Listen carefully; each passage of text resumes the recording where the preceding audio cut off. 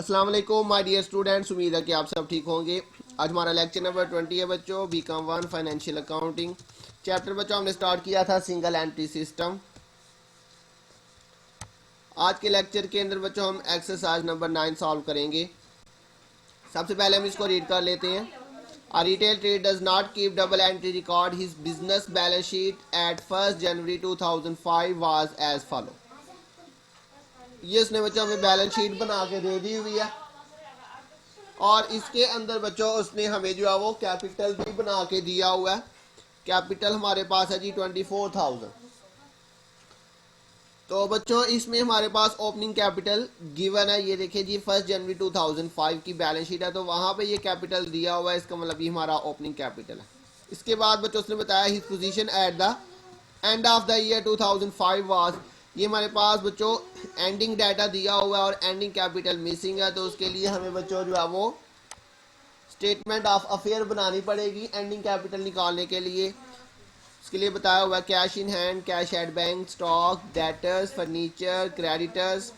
इसके अलावा बच्चों उसने बताया he withdraw during the year 18,000 out of which he spend ₹12,000 on the cost of purchasing a motor car for the business. Prepare necessary statements to determine the net profit for the year and a balance sheet as at 31st December 2005 after making the following adjustments: depreciate furniture and motor car at the rate of 10%, write off bad debts 200 and provide 5% for doubtful debts। तो सबसे पहले बच्चों हमें इसमें क्या बनाना पड़ेगा, statement of affair बनानी पड़ेगी एंडिंग वाली। तो उसके लिए बच्चों नाम उसने क्वेश्चन में हमें नहीं दिया हुआ, तो हेडिंग के अंदर बच्चों हमारे पास आ जाएगा स्टेटमेंट ऑफ अफेयर्स। और डेट उसने बच्चों बताई हुई his position at the end of year 2005। तो इसका मतलब क्या हुआ जी 31 दिसंबर 2005। तो सबसे पहले यहाँ पे बच्चों हमारे पास आ जाएंगे करंट एसेट्स। करंट एसेट्स के अंदर उसने हमें दिया हुआ है, तो बच्चों ये उसने ऊपर डाटा दिया हुआ, उसमें से हमने सिर्फ कैपिटल लेना है, बाकी डाटा हमने नहीं लेना। ये हमारे पास करंट एसेट्स में है cash in hand, cash at bank, stock, debtors, cash in hand, cash at bank, stock, debtors. Amount बच्चों पुट कर लेते हैं हम पहले। कैश इन हैंड आपके पास है जी 1,000, 10,000, 12,000, 1,000,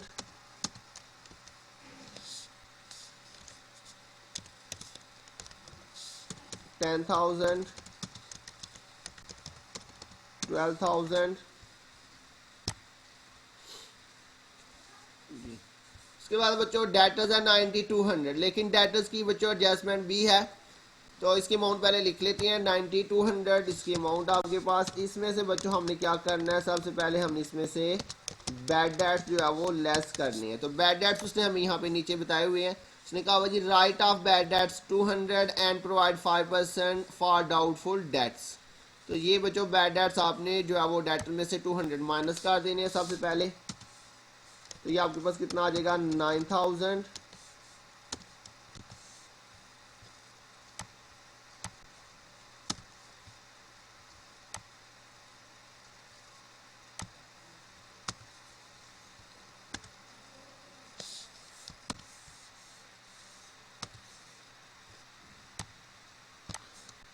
तो बच्चों इसके बाद आपने क्या करना है जी, इसमें से फर्दर आपने जो प्रोविजन है वो भी माइनस कर देनी है, लेस प्रोविजन।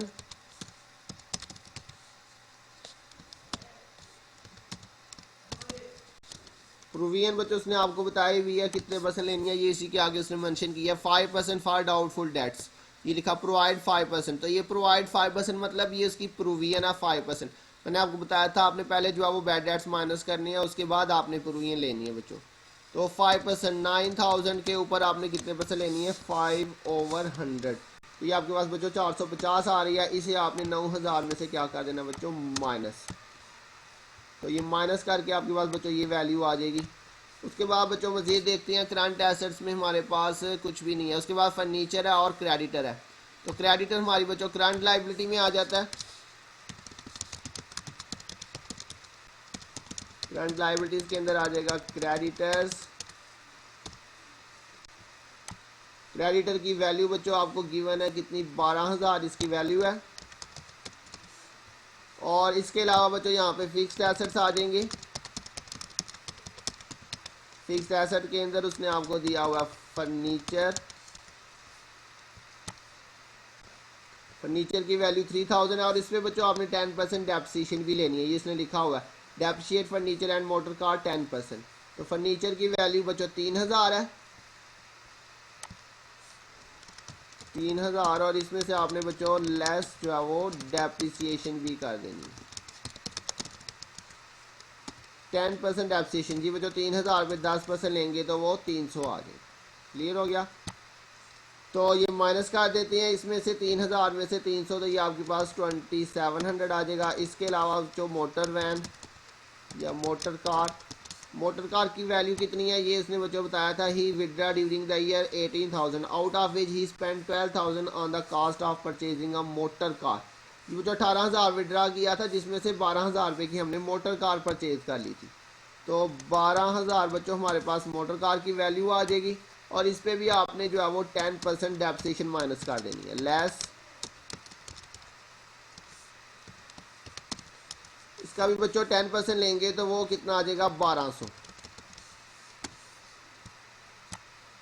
तो 12,000 में से 1200 आपने क्या कर देना बच्चों, लेस। इस साइड पे बच्चों हमारे पास आ जाएगा लॉन्ग टर्म लायबिलिटीज में कुछ नहीं आ रहा, तो ये आ जाएगा बच्चों ऑनर्स इक्विटी आ जाएगा।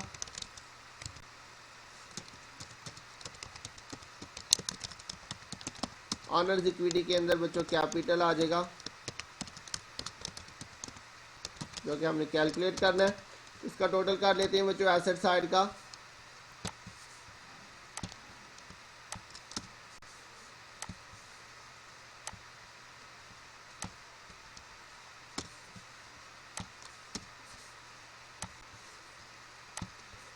इसमें से बच्चों अब आपने क्या करना है, इस साइड पे जो भी वैल्यूज होगी वो आपने इसमें से माइनस कर देनी है। 45,050 रुपये में से आपने बच्चों ये 12,000 जो है ये वाला माइनस कर देना है।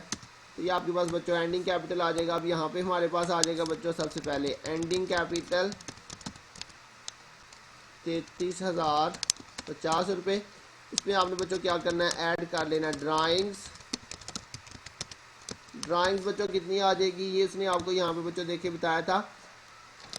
ही withdraw during the year 18,000 out of which he spend 12,000 on the cost of purchasing a motor car. 18,000 बच्चों उसने विड्रा किया था जिसमें से 12,000 रुपये की बच्चों उसने मोटर कार खरीद ली है बिजनेस के लिए। इसका मतलब है जो इसका डिफरेंस आएगा वो हमारा क्या हो जाएगा, ड्राइंग। क्लियर हो गया। क्योंकि 18,000 में 12,000 रुपये की मोटर कार आ गई तो इसका मतलब बाकी जो पैसे बचे वो उसने पर्सनल यूज़ में ले लिए। तो ये इसको हम यहाँ पे वर्किंग अगर आपने लिखनी है तो आप लिख सकते हैं, ये ज़रूरी नहीं है वैसे। 18,000 माइनस 12,000 तो 6,000 बच्चों आपकी ड्राइंग हो जाएंगी। इनको आपने क्या कर लेना है, प्लस कर लेना है।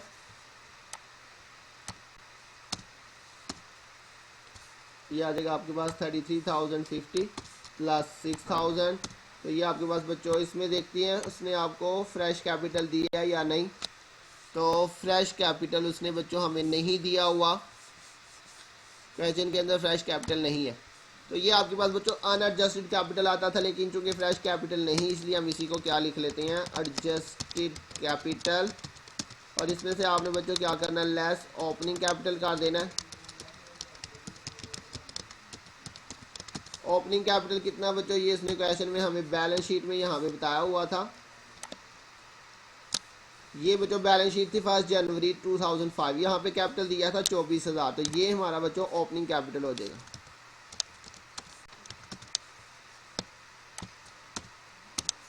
इसमें से हम क्या करते हैं, 24,000 को माइनस कर देते हैं।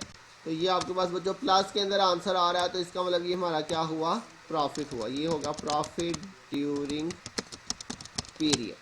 जी बच्चों, तो इस क्वेश्चन के अंदर फर्दर जो उसने हमसे नई चीज़ पूछी थी वो बच्चों उसने हमसे पूछा था कि आपने इसकी बैलेंस शीट भी बनानी है। इसने कहा था prepare necessary statements to determine net profit for the year and balance sheet as at 31 December 2005। जी बच्चों इसमें बैलेंस शीट भी बनानी है। तो बैलेंस शीट हम कैसे बनाएंगे, ये जो हमने स्टेटमेंट ऑफ अफेयर बनाई है बच्चों यही इसकी बैलेंस शीट है, जस्ट आपने ऊपर हेडिंग चेंज कर देनी है।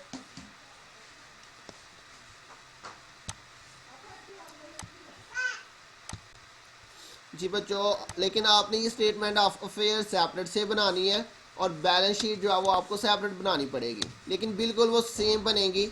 मैं इसी को कॉपी पेस्ट कर रहा हूँ, आपने बिल्कुल इसी तरह से सेम बैलेंस शीट बनानी है, सेम अमाउंट्स आएंगी बच्चों, लेकिन आपको ये दोबारा से बनानी पड़ेगी। तो बच्चों बैलेंस शीट में थोड़ा सा आपने यहाँ पे चेंज करना है। कैपिटल के अंदर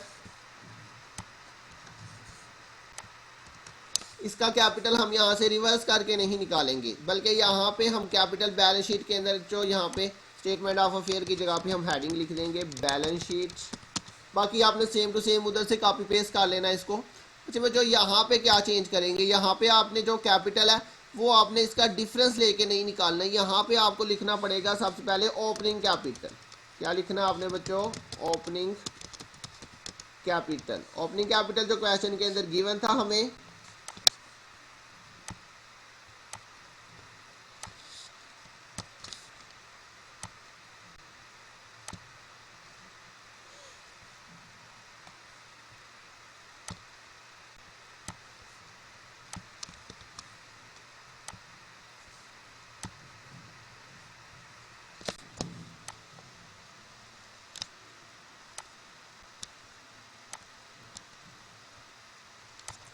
अच्छा बच्चों ओपनिंग कैपिटल क्वेश्चन में कितना हमें गिवन था, ये था हमारे पास 24,000, जो पिछली बैलेंस शीट में से गिवन था हमें 24,000 ओपनिंग कैपिटल। इसके अंदर बच्चों आपने क्या करना है, ऐड करना है आपने नेट प्रॉफिट। नेट प्रॉफिट किधर से आएगा बच्चों, ये जो आपने प्रॉफिट निकाला यहाँ पे 15,050 रुपये, ये आपने इसमें ऐड कर लेना। 15,050 रुपये ये ऐड करेंगे इसके अंदर, और इसमें से बच्चों ये आपने ऐड कर लेना पहले तो इसको 24,000 और प्लस ये 15,050। इसमें से बच्चों आपने क्या करना है, लेस ड्राइंग्स। ड्राइंग्स बच्चों कितनी थी वो भी आपने यहाँ से देख लेनी है। ये 6,000 आपकी ड्राइंग्स है, तो 6,000 आपने यहाँ पे माइनस कर देना है।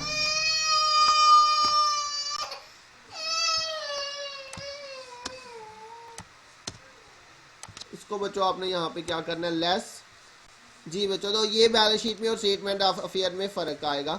यहाँ पे आपने opening capital plus net profit करना, फिर ड्राइंग जो है वो आपने माइनस कर देनी है, वही वाली वैल्यूज लेनी है जो पीछे लिखी थी। अब बच्चों आपने इसका टोटल कर लेना, आपके पास दोनों साइड का जो टोटल है वो सेम आना चाहिए। तो इस साइड का टोटल देखेंगे हमारे पास जो है वो कितना आ रहा है, और इधर का टोटल भी चेक कर लेते हैं।